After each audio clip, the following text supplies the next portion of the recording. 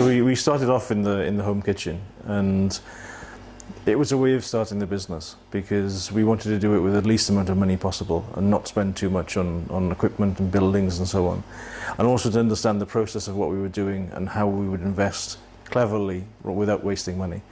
So our home kitchen was stripped of everything personal and turned into a sort of a stainless steel and butcher block clad place, and that's how we started really. And originally we envisaged that it would only be about 6 months that we would be in that position, but actually it turned out that we'd be there considerably longer, which had a real effect on on kind of family dynamic in terms of how we ate and everything. But it also made us more focused in how we would grow the business.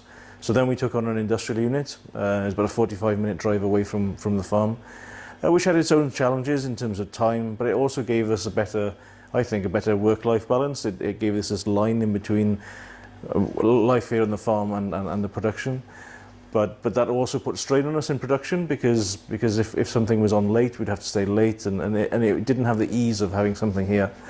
And all along, the plan had always been to build something bespoke to fit the production here on the farm. And we'd always had the idea of using the old milking parlour as being the base to convert to make a unit, and that's what we did last year.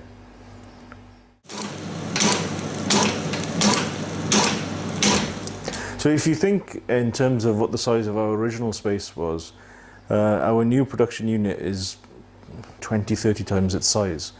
But it's still very, very compact because we were working within the confines of the walls that already existed for the milking parlour. So I mean, in an ideal world, it would have been nice to have built a brand new facility. And unlike the house that we live in now, this used to be a cowshed. You always work within the confines of that building. So again, it would be nice to have had bigger rooms here and there. But what it did allow us was to have designated spaces within the production unit. So we have, and it creates a workflow going through. So we have a butchery, which is where all the raw product is produced, and that's where all the goods arrive into, whether that's the meat or the dry ingredients.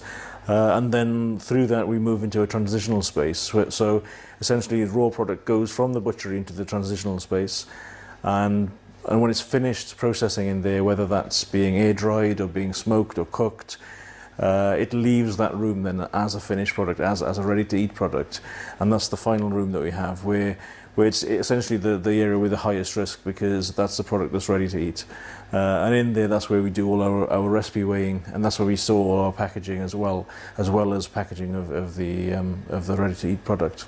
And from there, everything can then go off to whether it's the market or a shop or whatever. That's where it's stored before it's dispatched then.